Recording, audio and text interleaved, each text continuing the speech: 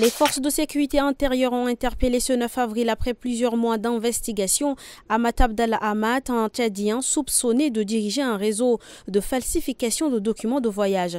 Lors de son arrestation qui s'est heurtée à une forte résistance, les agents ont découvert une mallette contenant 105 passeports ainsi que divers documents frauduleux issus de demandes d'asile ou de visa pour un montant total de plus de 125 millions de francs CFA.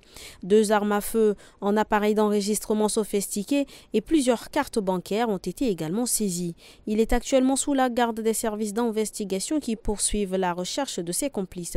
Cette opération constitue un message fort aux trafiquants qui exploitent les vulnérabilités des migrants au mépris des lois et de la dignité humaine. L'honorable président de l'Assemblée nationale du Tchad, Ali Kouloutou Tchaimi, a reçu en audience ce 9 avril le secrétaire général de l'Organisation des États d'Afrique, des Caraïbes et des Pacifiques, Moussa Batraki. L'objectif de sa visite au Tchad est de rencontrer les autorités de son pays et de leur faire le point sur sa récente élection au poste de secrétaire général de l'EEACP. Au cours de cette audience, il a été également question de la ratification de l'accord de Samoa, qui est le cadre juridique de coopération entre les pays membres de l'organisation. Le président de l'Assemblée nationale était entouré pour la circonstance de la présidente de la Commission Affaires étrangères et de ses proches collaborateurs. Le ministre de la Santé publique et de la Prévention, Dr Abdelmadjid Abderrahim, a participé à une réunion en ligne sur les variantes du poliovirus dans le bassin du lac Tchad, rassemblant des représentants de plusieurs pays dont la RCA, le Cameroun, le Niger, le Nigeria et le Tchad.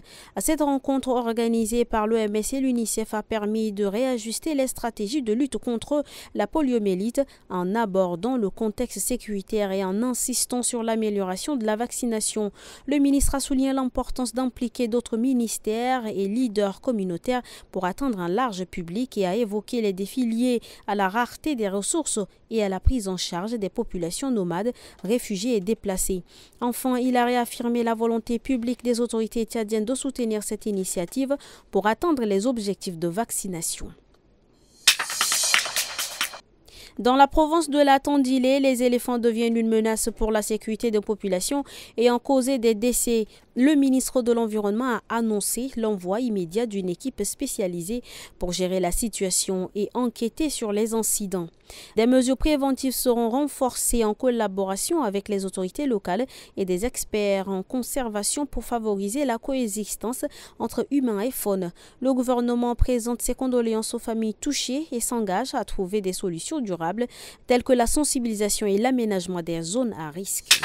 Le préfet du département du Barazoum, M. Mahamat Ahmad Saleh, a inauguré une tournée de sensibilisation et de financement en faveur des jeunes et des femmes dans la province du Salamat. Cette initiative qui s'est déroulée les 9 et 10 avril a permis de financer 12 projets individuels et 13 coopératives féminines, totalisant 45 millions et d'insérer 23 jeunes en stage pré-emploi.